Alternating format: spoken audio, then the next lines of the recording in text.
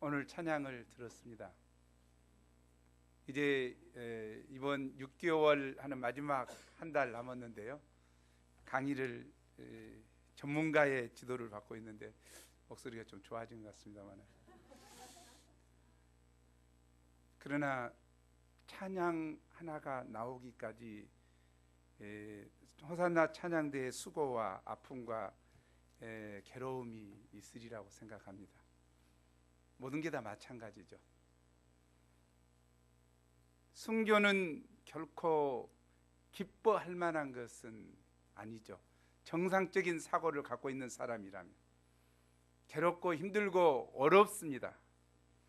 그래서 스테반이라는 이름을 별로 좋아하지 않는 사람이 많죠. 너 스테반 해라 그러면 젊어서 죽으란 말인가요? 요절이라고 하는 것처럼 생각해서 부담스럽고 받아들이기가 쉽지 않습니다. 오늘날 가치관은 무엇입니까?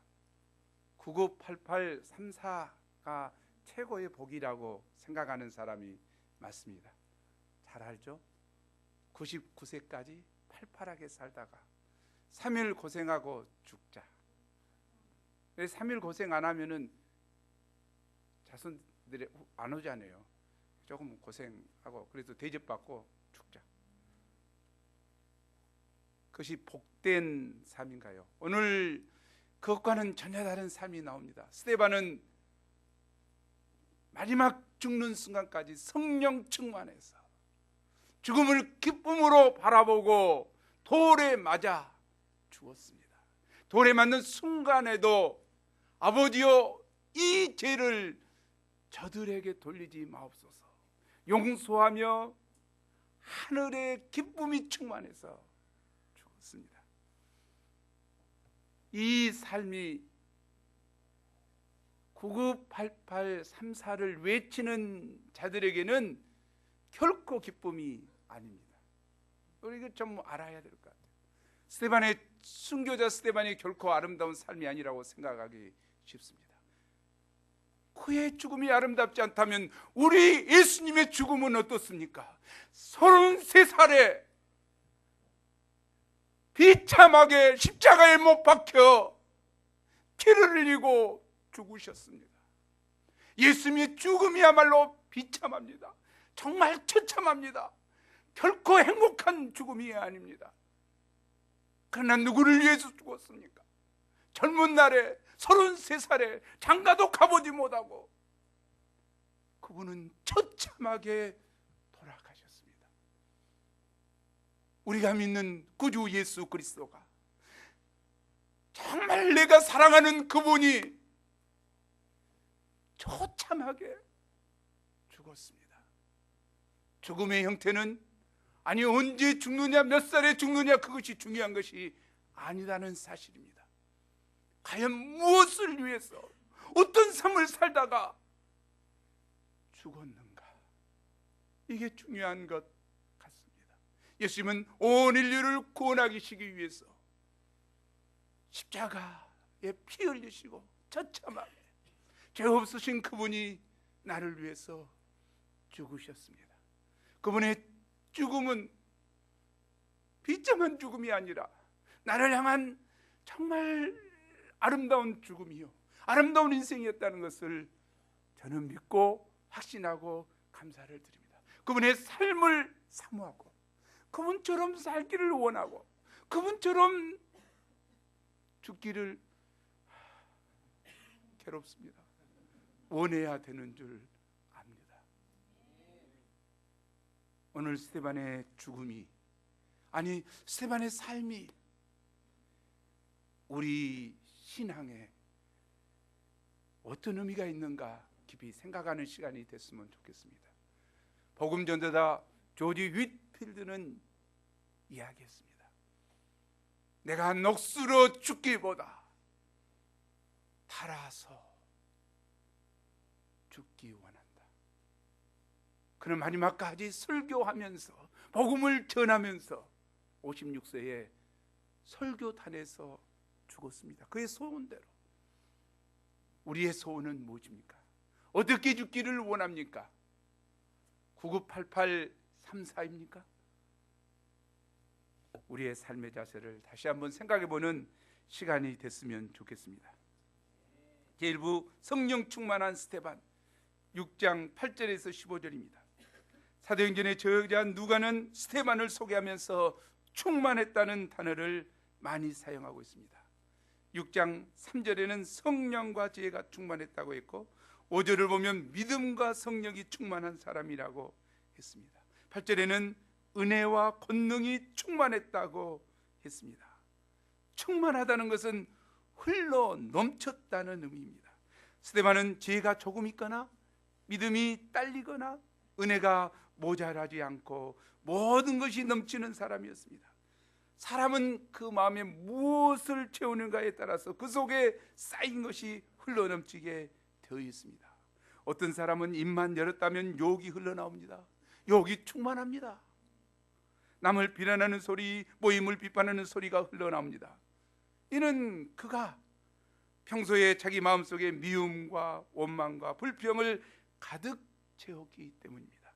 또 어떤 사람은 입만 열었다면 한숨소리, 할 수 없다는 소리, 절망적인 소리만 쏟아 놓습니다.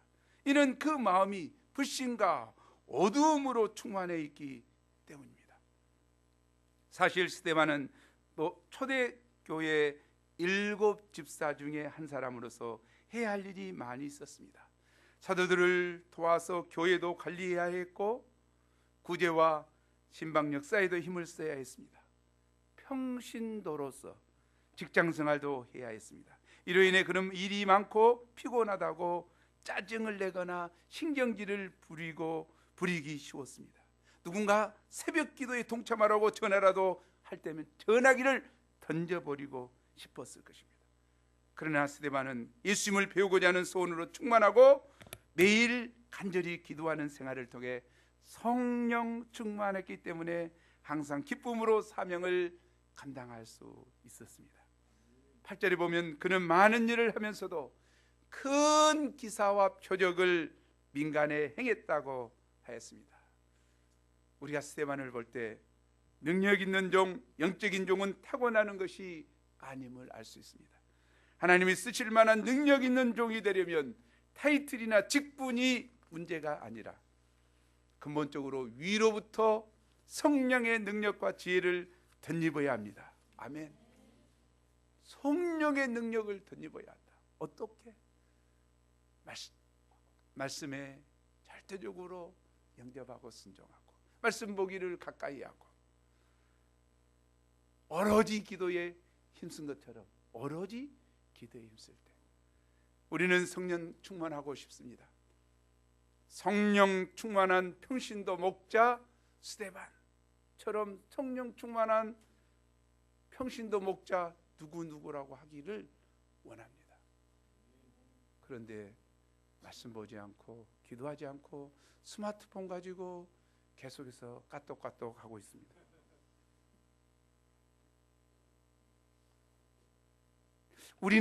우리 모임은 어느 단체보다 평신도 학사가 성령 충만한 삶을 살기 좋은 곳입니다. 평신도라고 해서 주차 관리하고 이게 봉사하는 일만 시키지 않습니다. 원하면 성경 선생으로서 얼마든지 양을 도울 수 있습니다.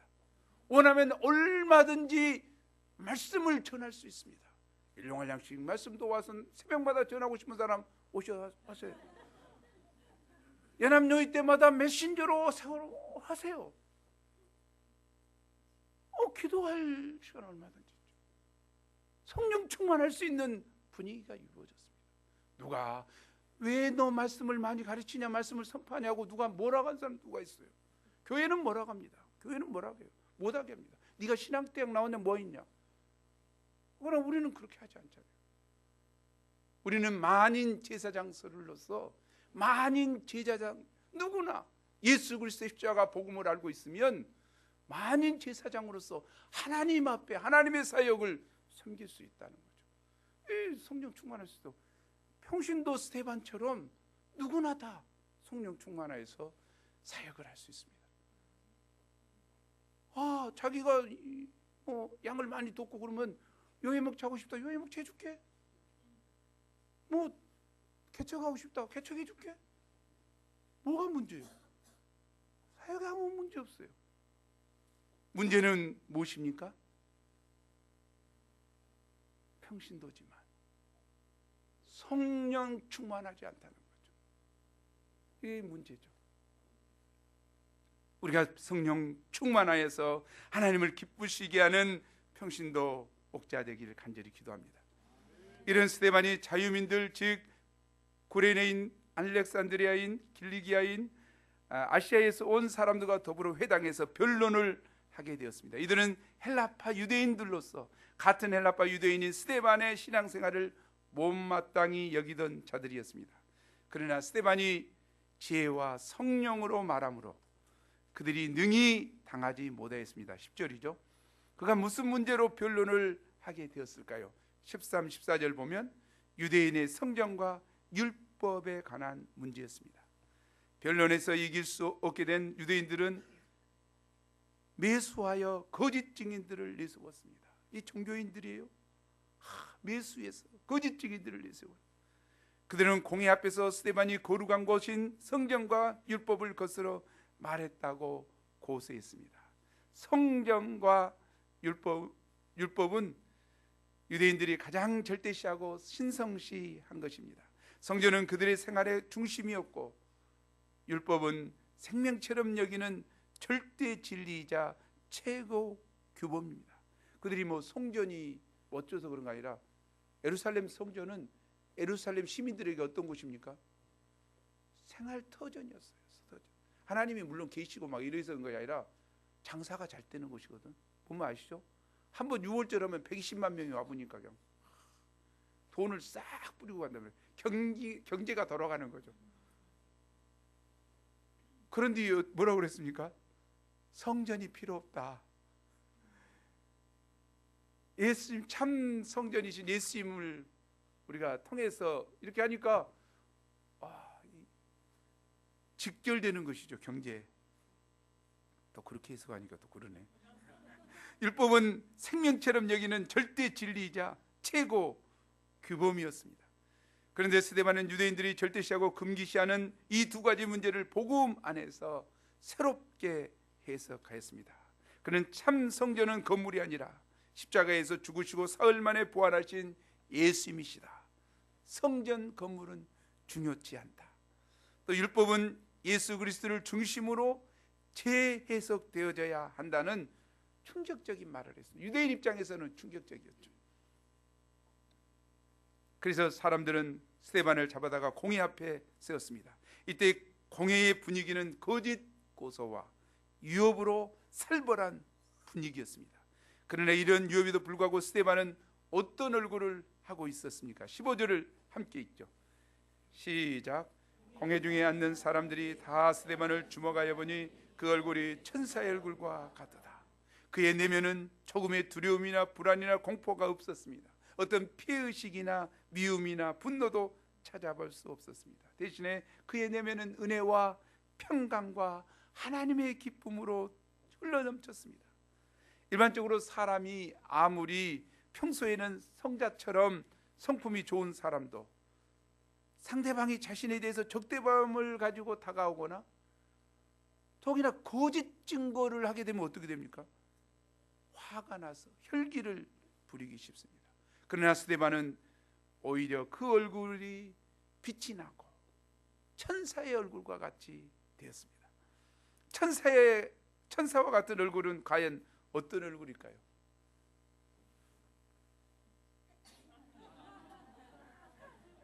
제가 천사의 얼굴 같이 돼야 되는데 제가 아까 이 앞에서 기도하면서 주님, 아니 하늘 영광이 가득했던 스데반이 있는데 나는 왜 이렇게 찡찡이 갖고 지금 섰는가요? 말씀이 준비가 안 돼가지고 찡찡하고 이게 아직도 하늘의 기쁨이 충만하지 않아서 이거 문제구나. 아니 정말 그런 것 같아요. 양들과 씨름하면서도 웃으며 일대일하는 목자님들의 성령 충만한 얼굴, 심야 기도의 시간에 하나님의 은혜에 감격하며 눈물을 흘리며 기도하는 분들의 얼굴이 천사예요. 신생아들이 정말 천사의 얼굴이죠. 정말 티 없이 막죠. 신생아를 보는 그 엄마가 정말 그래요. 신생아를 보는 많은 신생아들을 보는 신생아 의사는 천사 중에 천사.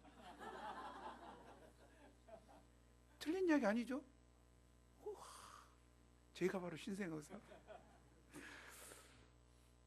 우리 정말 이렇게 티 없이 맑은 모습으로 본다는 것이 천사의 얼굴 같습니다. 우리가 얼짱이 아닐지라도, 특별히 얼굴에 화장을 잘 하지 않을지라도 성령의 충만함을 덧입게 될 때 어두운 세상에서 천사와 같이 아름답고 고결한 인생을 살 수 있습니다. 출애굽기 34장 29절에 보면 모세가 10계명을 하나님 앞에 받아가지고 내려옵니다. 40일 동안 하늘에 있으면서 하나님을 가까이 하면 하나님의 빛이 충만한 것 같아요. 세상을 가까이 하면 이게 문제가 되죠. 그래서 모세가 얼굴에서 빛이 나서 시내산에서 내려올 때, 그래서 사람들이 막 놀라니까 수건으로 얼굴을 가렸죠. 그런데 고린도후서 4장 6절에 이런 말씀이 있습니다. 우리 함께 읽어보죠. 시작. 어두운데 빛이 비추라 말씀하시던 그 하나님께서 예수 그리스도의 얼굴에 있는 하늘의 천지를 창조할 때 빛이 있으라, 어둠 가운데 할 때 빛이 있었죠. 그 하나님께서 우리 마음에 빛이 있으라 했다는 거죠. 무슨 빛? 예수 그리스도의 얼굴에 있는 그 영광의 빛을 아는 빛을 비쳤다. 지혜의 빛을 비쳤다는 거죠. 깨닫겠다는 거죠. 그래서 신자가 예수님 막 믿고 나면 어떻습니까? 얼굴이 환해지는 거예요. 시커맸던 얼굴이 밝아지는 거예요. 그 빛이 비치니까. 요즘에는 무엇에 신경을 씁니까? 취직하기 위해서는 공부도 하지만 뭐에? 얼굴에 신경을 쓰죠. 견적이 얼마나 나온가 보게 막 얼굴 경영학, 인상학 이런 것들이 왜? 얼굴 가지고 먹고 사는 사람들이 많아졌고 면접을 하기도 얼굴 가지고 한다 이런 거예요. 그래서 비싼 돈 가지고 뜯어 고친다면 그러지만 잠깐 많이 고치죠. 그러나 어느 최고의 성형외과 의사도 최고의 화장품을 써도 내면에서 솟아오르는 분노, 두려움, 교만, 절망의 주름을 제거할 수가 없습니다. 내면에 솟아오르는 이것이 얼굴에 표현되게 되어 있죠. 오직 우리가 성령의 충만함을 덧입게 될 때, 하나님의 은혜와 평강에 젖어들 때, 그때 우리는 예수 그리스도의 얼굴에 있는 하나님의 광채를 덧입어서 천사의 얼굴이 될 수 있습니다. 성령 충만함을 덧입을 때 이 어두운 세상에 진리의 빛, 생명의 빛을 발하는 영광스러운 인생을 살 수 있습니다. 아멘. 우리 그런 인생을 모두 살 수 있기를 기도합니다. 제2부 말씀의 권능이 충만한 스데반 7장 1절에서 53절입니다. 스데반이 말씀이 1절에서 53절까지 긴 변증 설교를 합니다. 왜냐하면 대제사장 가야바가 스데반에게 고소했던 내용이 사실이냐고 1절에 물었죠. 저 고소가 사실이냐? 그래서 자기를 위한 변명을 하지 않고 기회다 하고 예수 그리스도의 메시아 되심을 증명하죠. 변증합니다. 기독교적인 변증을 하게 됩니다. 그래서 1절에서 16절까지는 아브라함의 언약을 해설하는 것을 통해서 아브라함을 중심으로 이삭, 야곱, 요셉을 말하고 17절부터 43절까지는 모세의 율법을 해석하는 것을 통해서 모세의 역사를 이야기하고 44절에서 53절은 성전에 대해서 이 성전 역사와 최후로 유대인의 죄를 책망하게 됩니다. 이 긴 메시지는 날 잡아서 한 번 더 해야 돼요. 근데 포인트가 뭐냐? 53절까지의 포인트는 뭐냐면 이스라엘의 조상 아브라함은 본래 메소포타미아 지역에서 우상을 섬기던 자식이 하나도 없는 소망 없이 늙어가던 할아버지였다는 거죠. 그런데는 하나님이, 영광의 하나님이 부르셔서 쓰셔서 언약하시고 이스라엘 백성의 조상 삼았다는 거예요. 또 요셉은 어쩌습니까? 요셉은 형들이 시기심 때문에 팔아버렸다는 거죠. 어떻게 형들이 자기 동생을 팔아버릴 수가 있어요? 그러나 애굽에 팔아버렸어, 상인에게. 그래서 끌려갔죠. 애굽으로 종살이로 갔다는 거죠. 그런데 하나님은 그와 함께 하셔서 그 요셉을 통해서 총리 삼으시고 이스라엘 야곱을 비롯한 조상들을 구원하는 역사에 쓰셨다. 모세는 어떻습니까? 모세는 강에 악어 밥으로 던져질 수밖에 없는, 산해로 나면 모두가 하수에 던져라겠죠. 강에 던져라겠죠. 던져질 수밖에 없는 운명적인 삶을 살 수밖에 없었던 자죠. 그런데 하나님이 어떻습니까? 악어가 물기 전에 누구한테 발견됐어요? 바로 공주의 딸에게, 바로 공주 딸? 바로 공주에게 발견돼서 그의 아들이 된 거죠. 그래서 애굽에서 궁중생활하면서 모든 학문을 다 배우고 때가 되매 그를 이스라엘의 지도자로, 구원자로 삼았다는 것을 알 수 있죠. 사도 스데반이 이야기하고 싶은 것이 뭐예요? 이 하나님의 은혜가 아니었더라면 아브라함이, 요셉이, 모세가 과연 존재할 수 있었겠냐? 그 불행한 그 인생이, 운명의 인생이 바꾸어졌겠느냐 그 말이죠. 그 불행한 인생을 하나님이 은혜로 택하시고 부르셔서 그를 축복하셔서 오늘날 이스라엘 백성 너희가 된 것이다 그거죠. 왜? 그들은 그 은혜를 망각해버리고 자기가 잘나서 온 것처럼 하고 있기 때문이죠. 그리고 모세의 율법, 모세가 어떤 사람이냐고 말이죠. 모세보다 더 누가 있었습니까? 아브라함이 있었죠. 아브라함부터 이렇게 시작하는 것은 너희는 모세를 절대시하고 있는데 모세보다 아브라함이 중요하다. 아브라함은 어떻게 의인이 됐습니까? 의롭다함을 여겼습니까? 바로 믿음으로, 약속의 말씀을 믿음으로 의롭다함을 됐다. 율법을 지킨 행위가 아니라 그것을 이야기하시고 싶은 거죠. 참 중요한 메시지예요. 한번 다시 자세히 읽어보시고 연구를 하시고 1500년, 600년 되는 이 긴 역사를 53절에 요약해 놨거든요. 역사를 좀 이렇게 보시면서 해보면 되거든요. 그러면서 동시에 뭘 이야기했습니까? 동시에 이스라엘 백성들의 죄악을 한 거죠. 요셉을 왜 팔아 먹었습니까? 형이 어떻게 동생을 팔아먹냐고. 시기했기 때문에. 얼마나 악해요. 너희 조상들 이야기하고 오지만 너희 조상의 악함처럼 너희도 악하다. 예수님을 죽였고 지금 사도들을 핍박하고 있는 너희 악함을 지적한 거죠.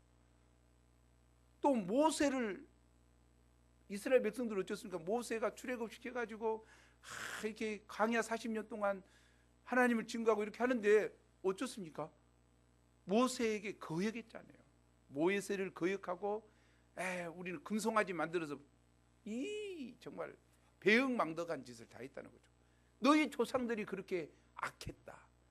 하나님의 세운 종을 대적하고 했다. 하나님께서 메시아로 허락한 예수를 이들이 죽였다. 지금 그 죄악을 지적하는 거예요. 이게 굉장히 중요한 말씀을 지금 증거하고 있는 것 같습니다. 이제 스데반은 본래 성전의 의미에 대해서 이제 가르치죠. 유대인들은 눈에 보이는 성전을 절대시하는 경향이 있었습니다. 그래서 6장 13절에 보면 공회원들이 스데반을 고소한 이유도 거룩한 곳 성전을 못 오겠다는 것이 주된 이유였습니다. 그러나 성전은 본래 출애굽 당시 하나님께서 모세에게 지으라고 하신 증거의 장막이 그 기원이었습니다. 증거의 장막, 텐트라는 거죠. 텐트 안에다가 무엇을 넣어서, 증거의 장막이 뭐죠? 시내산에서 하나님으로부터 받아온 십계명 두 돌판을 놓는 언약궤, 언약궤를 보관하는 거예요. 그래서 증거의 장막이라고 그랬어요. 그것이 어땠습니까? 그것이 광야 교회였죠. 들고 다녔잖아요. 이리 옮기면 저리 가고 하는 이런, 그것이 나중에 솔로몬 때 웅장하고 화려한 성전이 된 것이다. 그러나 이사야서 66장 1, 2절에 하나님은 뭐라고 그랬습니까? 하늘이 뭐라고? 내 보좌요. 이 땅이 내 발등상이다. 내가 하늘과 땅을 다 지었는데 내가 네가 지어놓은 그 조그만한 그 성전 안에 내가 거기에 매여 있겠냐, 이거죠. 하나님의 존재가 어떤 분이신가를 알려면. 그러나 그들은 어떻습니까? 성전에만 계시는 하나님이라고 그들은 생각했다는 거죠. 물론 성전에 임하시죠. 그러나 하나님은 성전에만 계시는 분이 아니죠. 아브라함 때는 어떻습니까? 메소포타미아에서 그를 불러 쓰셨고, 광야 40년 동안 이스라엘 백성과 함께 하셨고, 그죠? 또 요셉과 함께 하시고, 이 함께 하신 하나님, 그분은 무소부재하신 분이시고 엄청나게 크신 하나님이시다는 것이죠. 하나님은 성전에만 매여 계시는 분이 아니라 우리가 언제 어디서나 만날 수 있는 무소부재하신 분이십니다. 더구나 예수님께서 이 땅에 오신 이후에 성전의 의미는 완전히 달라졌죠. 예수님께서 이 땅에 오셔서 우리 죄를 위해 십자가에서 죽으시고 부활하심으로 친히 참 성전이 되셨습니다. 지금 53절에 거쳐서 지금 모세 율법에 대해서, 성전에 대해서 조곤조곤하니, 역사적으로 나도 조곤조곤히 이야기되는데 지금 빨리 끝내보려고 지금 내가 53절인데 말씀을 조곤조곤히 못해서 미안해요. 근데 스데반은 조곤조곤하니 침착하게 이야기했습니다. 아마도 이렇게 메시지를 전하고 있는 스데반의 얼굴에서는 말씀 충만, 은혜 충만, 성령 충만으로 더욱더 강렬한 광채가 발하였을 것입니다. 광채가 난가요 지금? 안경에서만 나죠. 그러나 스데반의 설교는 여기서 그치지 않았습니다. 이제 본격적으로 그들의 죄 문제를 지적하며 책망합니다. 51절이죠. 함께 읽어보겠습니다. 우리 자신을 겨냥해서 시작. 먹이 걷고 마음과 귀에 할례를 받지 못한 사람들아, 너희도 너희 조상과 같이 항상 성령을 거스리는도다.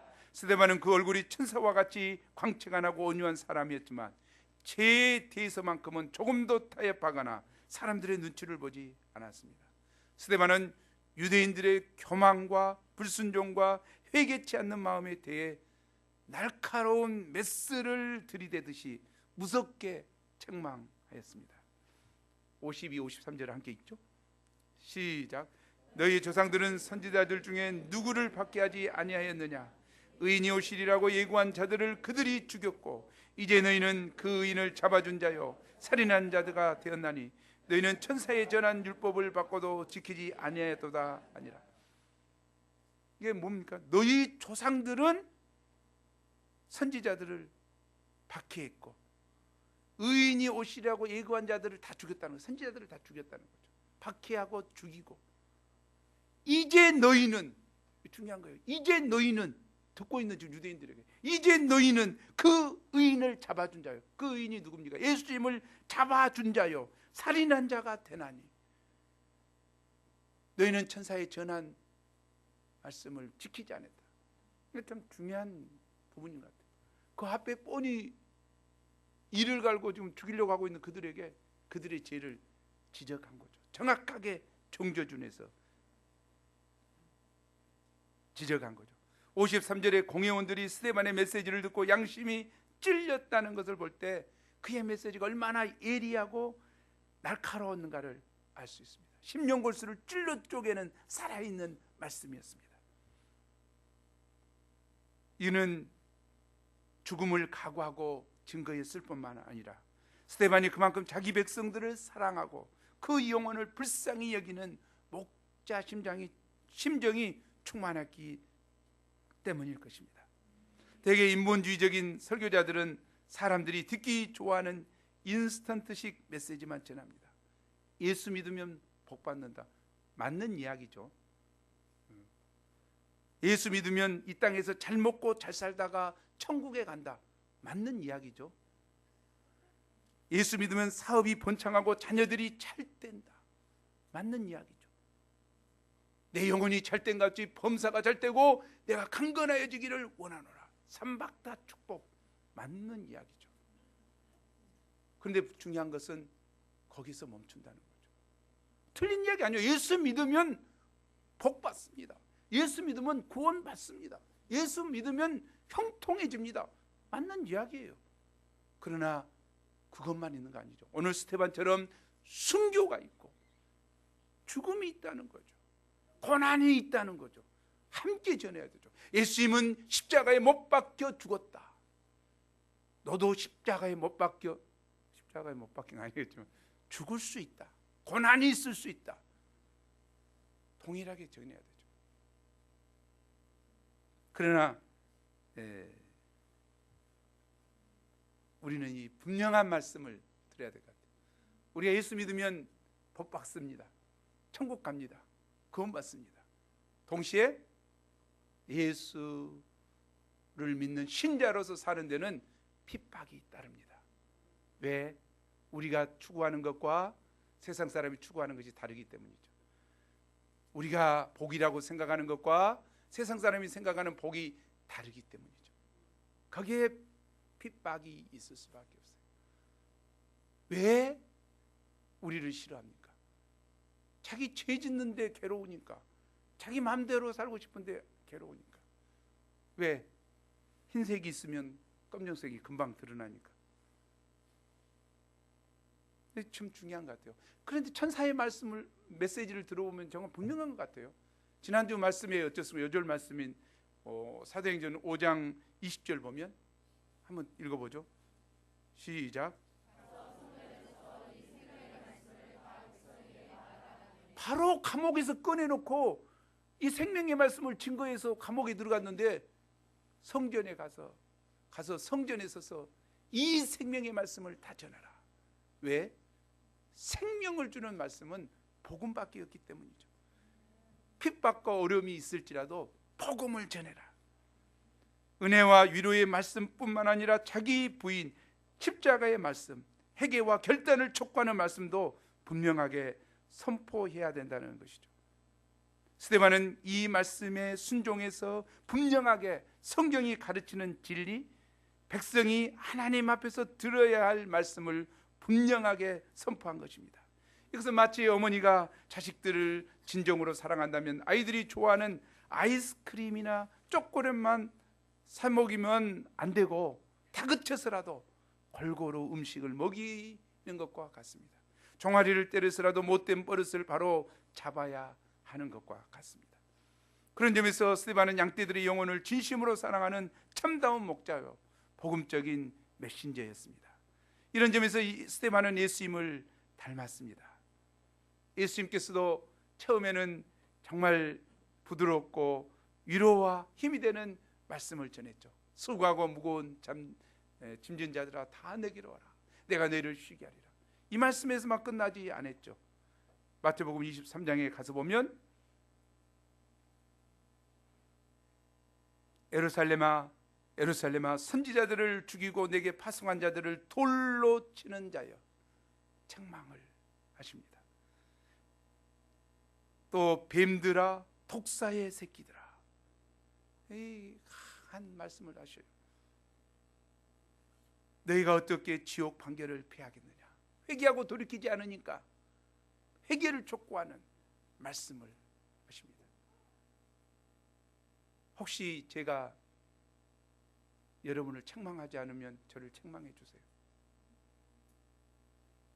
여러분이 살고 내가 살아야 되잖아요. 여러분이 살아야 되는 거 아닌가요? 여러분이 지옥 판결을 받아야 됩니까? 그건 아니잖아요. 혹시 제가 너무나 마음이 약한 사람이기에 책망 못할 수 있어요. 또 너무 괴로워요. 사실 금요 심야기도 때 왜 기도하냐고 막 책망하고 하면 내가 괴로워요. 정말 책망은 쉬운 것 아닌 것 같아요. 조금 책망 들으면은 인상 쓰고 있고 나 보기를 역겨워하면 정말 괴로워요. 어떻게 나를 역겨워할 수 있을까? 멋진 사나이를. 중요한 것 같아요. 누구도 책망은 쉽지 않습니다. 혹시 요의 목자가 책망했습니까? 웅얼이 푸시고 회개하면 좋겠어요. 책망하기 너무 괴로워요. 달콤한 이야기하기 너무 좋아요. 그러나 책망은 괴롭습니다. 주님 안에 살도록 곰련했습니까? 주님의 십자가와 은혜를 새결하고 있습니까? 영접하고 순종하세요. 그것이 생명의 말씀입니다. 스데반은 그 시대의 영혼들을 향한 책임을 가지고 책망했습니다. 살도록 생명의 말씀을 증거했습니다. 우리들도 스데반과 같이 이 시대의 양들의 내면의 죄 문제에 도전하고 이 시대의 죄의 세력과 적극적으로 싸우는 복음적인 말씀의 종이요 성경 선생들이 될 수 있기를 기도합니다. 제3부 용서와 사랑으로 충만한 스데반 54절에서 60절입니다. 54절을 함께 읽겠습니다. 시작. 그들이 이 말을 듣고 마음에 찔려 그를 향하여 이를 갈거든 스데반의 책망을 들은 사람들은 마음에 찔림을 받았습니다. 그러나 마음에 찔림을 받았으면 우리가 어찌할까 하며 마땅히 회개함에도 불구하고 양심의 소리에 귀를 막고 오히려 교만하고 완악하여 이를 부드득 갈며 스데반을 향해 달려들었습니다.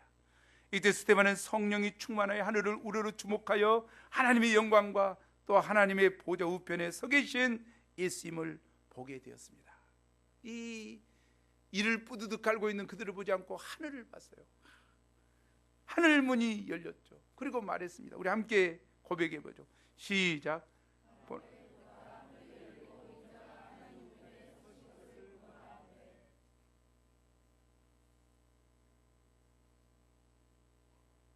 하늘이 열리고 하늘이 열리길 기도합니다.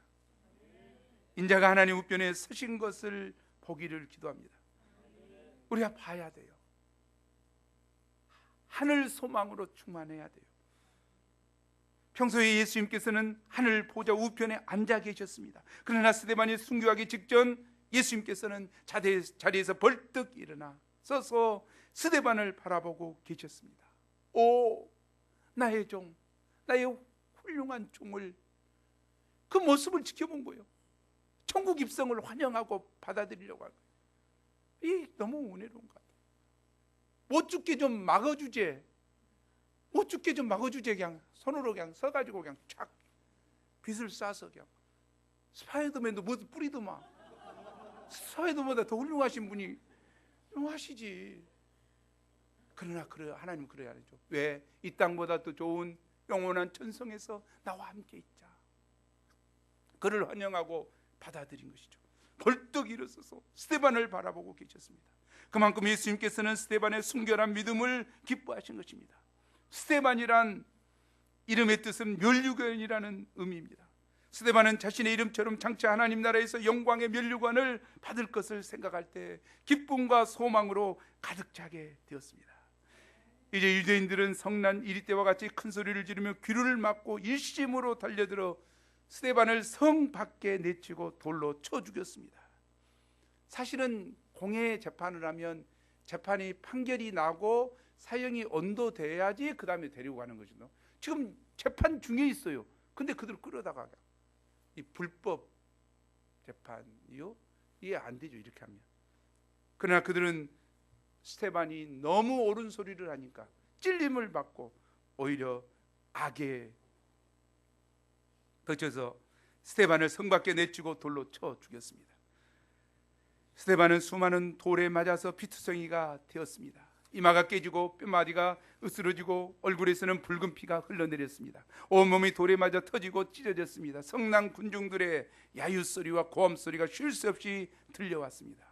스데반은 이제 기력이 지나여 더 이상 버틸 수 없었습니다. 이때 무엇을 했습니까? 59절을 보면 그들이 돌로 스데반을 치니 스데반이 부르짖어 이르되 주 예수여 내 영혼을 받으시옵소서.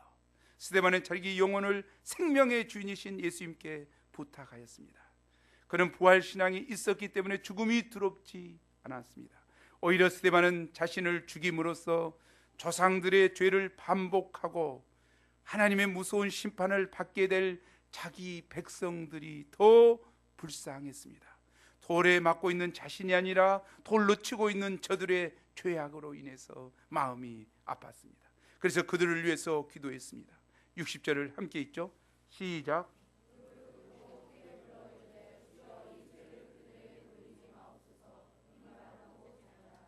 스데반의 이 기도는 십자가상에서 기도하신 예수님의 모습을 닮았습니다. 예수님은 십자가에서 자기를 죽인 자들을 위해 기도하셨습니다. 예수님의 기도를 함께 하죠. 시작.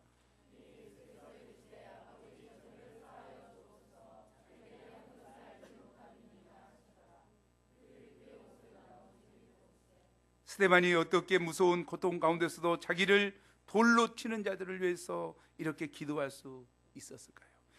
이는 그가 십자가의 용서의 사랑을 충만히 덧입었기 때문입니다.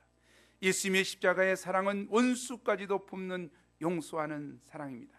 그는 나같이 추하고 더러운 죄인을 용서하신 예수님의 십자가 사랑에 감격했습니다. 예수님의 용서의 사랑이 임할 때, 심령 깊이 임할 때 나에게 상처를 준 사람을 용서할 수 있습니다. 사랑할 수 있습니다. 완악한 강팍한 영혼들을 섬길 수 있습니다. 그는 자신이 예수님의 고난에 동참하며 예수님을 위해 죽는 것을 영광스럽게 생각했습니다. 스데반은 죽는 순간까지 예수님을 사모하여 예수님의 발자취를 따라갔습니다. 스데반은 장렬하고도 영광스러운 순교를 하였습니다. 계속해서 순교했다고 하니까 좀 마음이 무거워지네요. 죽는 순간까지 예수님을 사모하였고 예수님을 증거하다가 사명을 다하고 죽어간 그의 생애는 거룩하고 아름답습니다. 경건한 사람들이 스데반을 장사하고 위하여 울더라고 8장 2절에 말했습니다. 이들은 스데반의 죽음이 슬퍼서 울었습니다. 그러나 슬퍼할 것이 아닙니다. 스데반의 순교는 결코 그것으로 무의미하게 끝난 것이 아닙니다. 터틀리아는 순교는 교회의 씨앗이라고 하였습니다. 이 말처럼 그의 순교의 피는 교회 성장의 씨가 되고 세계 선교의 불꽃이 되었습니다. 그의 순교를 시작으로 예루살렘 교회에 큰 핍박이 나서 성도들이 흩어지게 됩니다. 흩어진 성도들의 마음마다 스데반의 순교 신앙을 안고 갔습니다. 그들은 가는 곳마다 순교 신앙으로 복음을 전하고 복음이 온 유대와 사마리아 더 나아가 사도 바울을 통해서 땅끝까지 증거되게 됩니다. 이처럼 순교의 피는 세계 선교의 불씨가 되었을 뿐만 아니라 핍박자 사울에게 지대한 영향을 끼쳤습니다. 사울은 스데반의 순교를 진두지휘한 개수였습니다. 그는 스데반의 죽음을 마땅히 여겼습니다. 그러나 한 번 심령에 새겨진 스데반의 거룩한 사랑의 순교의 모습을 그의 내리에서 지울 수 없었습니다. 아버지여, 이 죄를 저들에게 돌리지 마옵소서. 이 하면서 성령 충만하여 기쁨에 돌에 맞으면서도 기쁨에 젖어서 부르짖고 기도하는 그 모습을 사울이 잊을 수가 없었습니다. 그의 내리에서 빼낼 수 없었습니다. 어떻게 그렇게 할 수 있을까? 그래서 이를 이기기 위해서 더욱 심히 성도들을 핍박하였지만 그의 영혼은 이미 금이 갔습니다. 하나님은 스데반의 기도를 받으시고 사울의 죄를 용서하셨습니다. 아멘. 그리고 그를 이방의 사도요 그릇으로 택하셨습니다. 사도 바울은 실로 스데반의 기도의 열매입니다. 스데반의 순교 신앙은 후에 변화된 사도 바울에게 심겨졌습니다. 사도 바울도 스데반 같은 부활 신앙과 순교 신앙으로 살았습니다. 그는 생사를 초월한 기독교 인생관을 가지고 살았습니다. 이런 그에게 부활의 능력이 샘솟았습니다.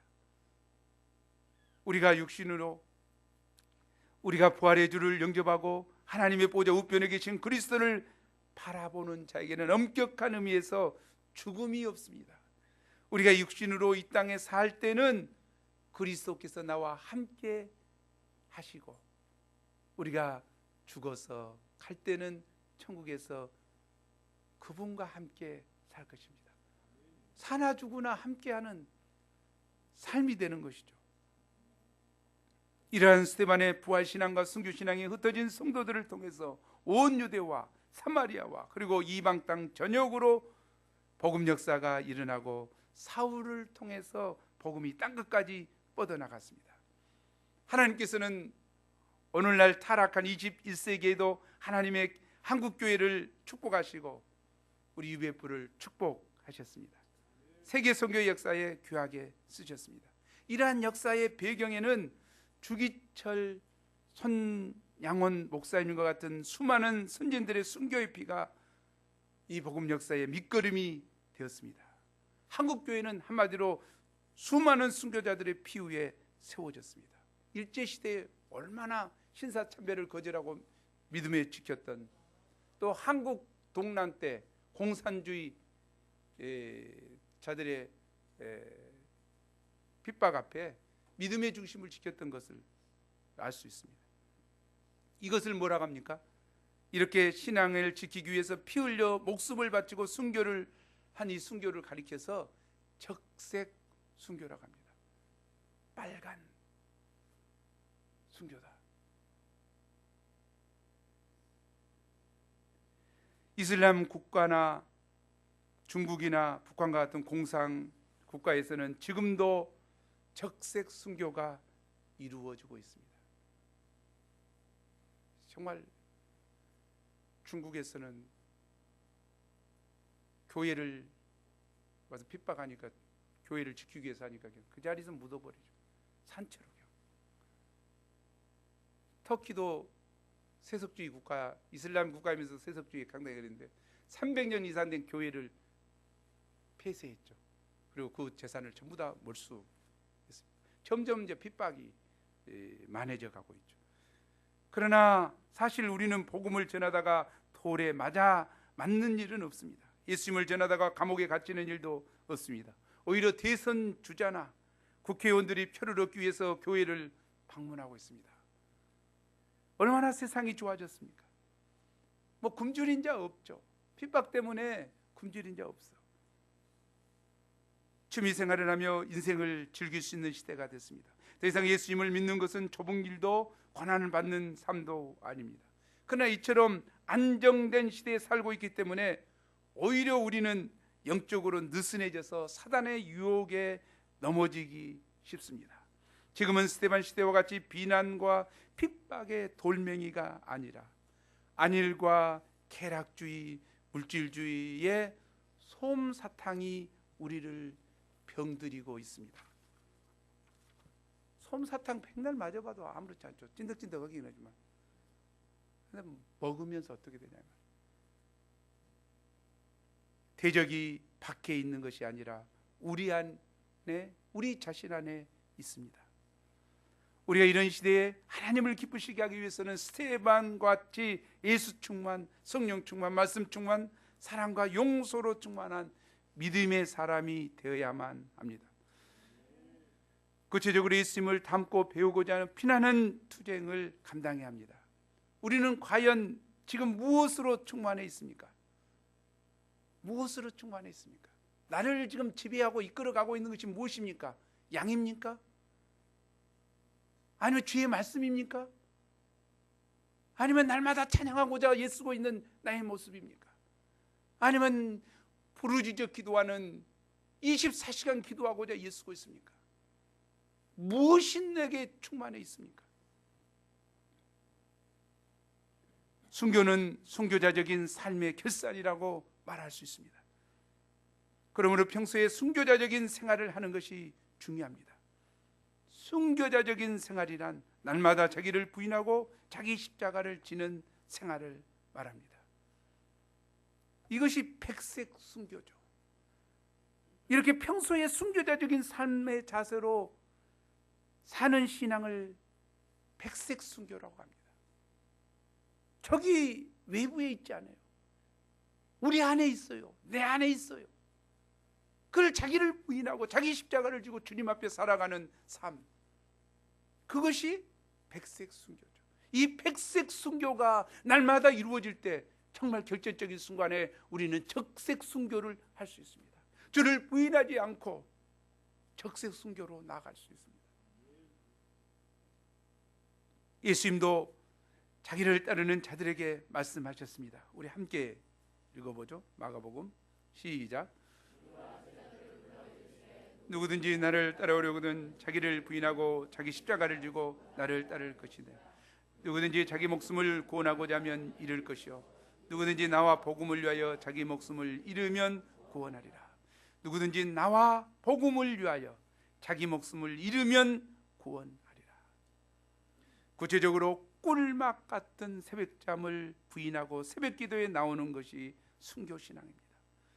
두세 시간씩 게임이나 스마트폰을 하는 것을 거절하고 하루 1시간 이상이라도 절대적으로 기도하기를 원하는 것이 순교입니다. 순교는 실제적인 삶이에요. 자기 부인이에요. 나는 선영 목자 보면 은혜가 돼요. 저 여인은 날마다 와서 저녁에 기도해요. 아니 새벽 기도는 여럿이 같이 하니까 할 수 있어요. 그러나 새벽에 걸어서 오기가 너무 어려우니까 저녁에 걸어서 와서 기도하고 가요. 여러 가지 이야기할 수 있을지 모르지만 저는 하나님 앞에 저 여인의 기도의 모습은 정말 아름다운 모습이라고 저는 믿습니다. 때로 축복 기도해줘요. 정말로 중요하다고 생각해요. 우리가 정말 한 가지라도 하나님 앞에 내 자신을 부인하면서 하는 것이 있는가? 내가 단순 반복 지속이 영적 성장에 있어서 중요하다고 이야기했는데 정말 단순한 것 하나라도 하고 있는 것이 있는가? 반복해서 하고 있는 것이 있는가? 무엇을 지속하는 것이 있는가? 그건 중요한 이야기라고 생각해요.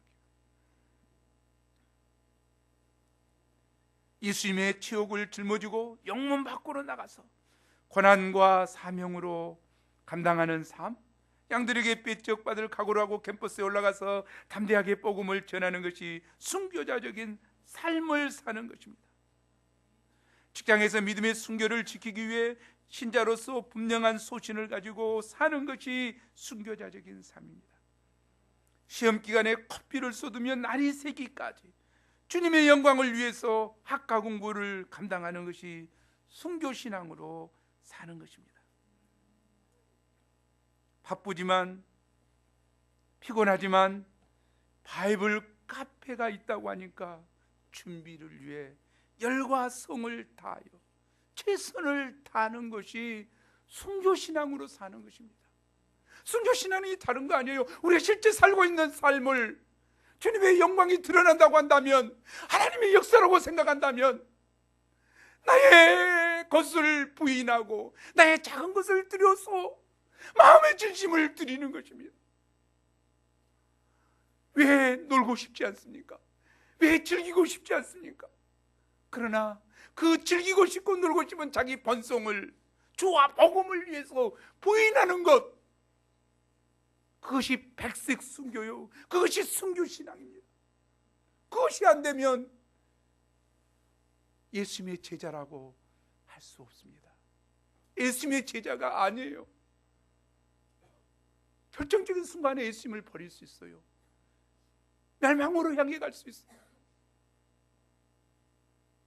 우리가 주와 복음을 위해서 누구든지 자기 목숨을 버리면, 잃으면 구원한다고 했습니다. 우리가 스데반의 순교를 보면서 우리의 삶도 실제 삶 가운데 작은 순교를 할 수 있기를 간절히 기도합니다. 60절 말씀 읽고 마치죠. 시작. 무릎을 꿇고 크게